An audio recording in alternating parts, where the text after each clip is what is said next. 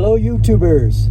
Hey, for you, those of you that have been to this channel before, this is an updated video. This is at the end of August 2021, and this is a familiar view that you've had before. I'm gonna do the same run here. What's new to the car, this is the 1970 Chevy El Camino. It's got the Blueprint 350 small block Chevy motor, putting out 420 horsepower with the Edelbrock ProFlow 4 XT fuel injection system. I also have the PCS paddle shifters and the gear vendors overdrive unit. What I did recently, I've been having transmission problems and I replaced the transmission. So I now have a TCI Turbo Hydro 400 transmission, and that's connected up to the gear vendors, and it has the TCI breakaway torque converter, which is rated at 2500 stall. I did a brake stall to test. Of course, many of you probably know how to do this, but just in case those that don't, a brake stall determines the actual stall point. Once you install the torque converter, it's at a specific range, but it will vary depending on your vehicle and its specifications on the motor and the rear end. So to do a brake stall, you basically stand on the brakes and then you rev the motor as hard as you can, and you'll get it to come to an RPM level, and then it stops there. And then even though your gas can go more, that RPM will stay. That is your brake stall. And the brake stall of this vehicle is 2700 RPM. I'm not going to demonstrate that today because it does put a lot of stress on the motor, transmission, and the torque converter. So I'm going to leave that alone. But I've got 2700 brake stall in this vehicle. The other thing I'm going to do is I've been working on the governor and the shift points, and that's what I want to demonstrate today. I'm not going to paddle shift. I'm going to stay and drive. I'm going to take off, and we're going to look at our shift points between the 1-2 shift and the 2-3 shift.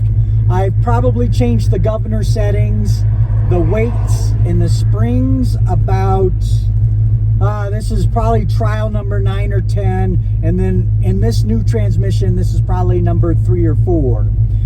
So to give you a tour of those that are trying to set their shift points like I am, there are, inside that governor, there are 2 things you can change. You can change your springs and you can change your inner weights.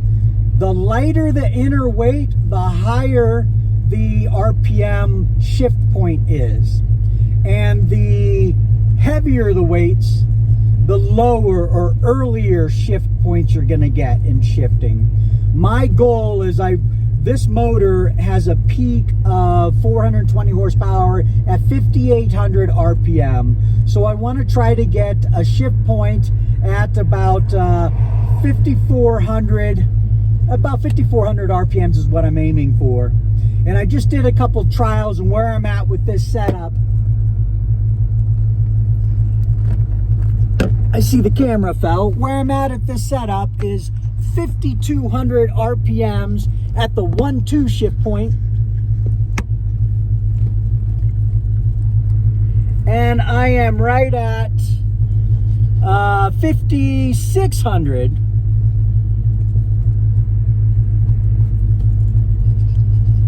at the 2-3 shift point. So the other thing you can change in there are the springs. The springs will give you smaller adjustments. In fact, if you go with heavier springs, you can actually bring those shift points closer together. So 5200, 5600, that's a 400 RPM difference. It's okay, but I'd really like to get them stacked kind of both at 54 or both, you know, within 200, right at that area, right at the upper part of that band, which is, you know, if I manually do it, I can get it around 56, 5800.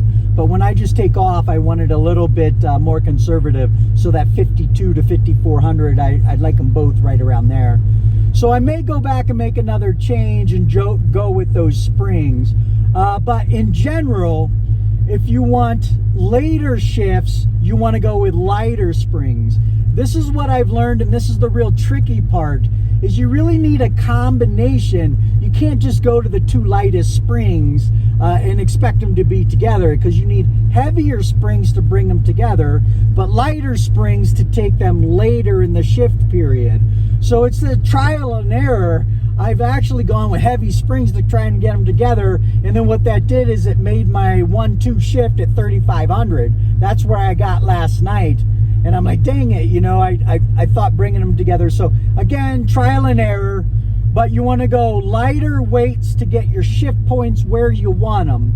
Once you get in that range where I feel I am now you go to your springs for fine tuning, and I want to try to get the springs adjusted so I can get a really tight, or that 1-2 and the 2-3 shift points really close.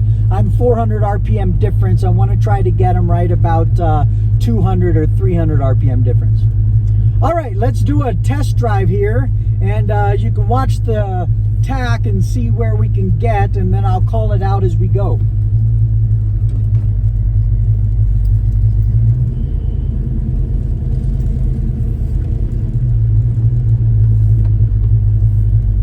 All right, I'm going to reset my Dakota Digital cluster here. The other thing is I've been consistently, I've never had this before, but I'm consistently in the mid 14-second quarter mile times now. 0 to 60 is about 6.5 or right around that area. And my quarter mile speed's been right around 95 miles an hour.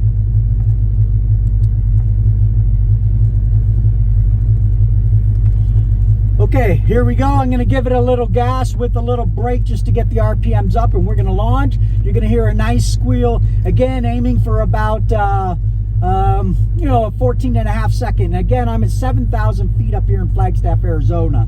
So I expect when I go down to lower elevation, it should be, they should be right around a 13-second car, which is all I want and make me happy. And I want to be able to squeal the tires, which I haven't been able to do in the previous videos, and I'm consistently doing it now. 5,100. 5,600.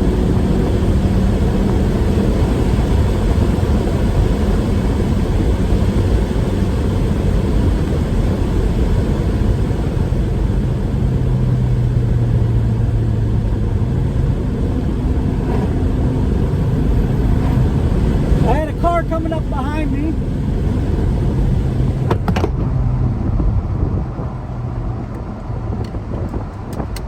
And I'm having all kinds of technical problems. But that was a 14.9 second quarter mile.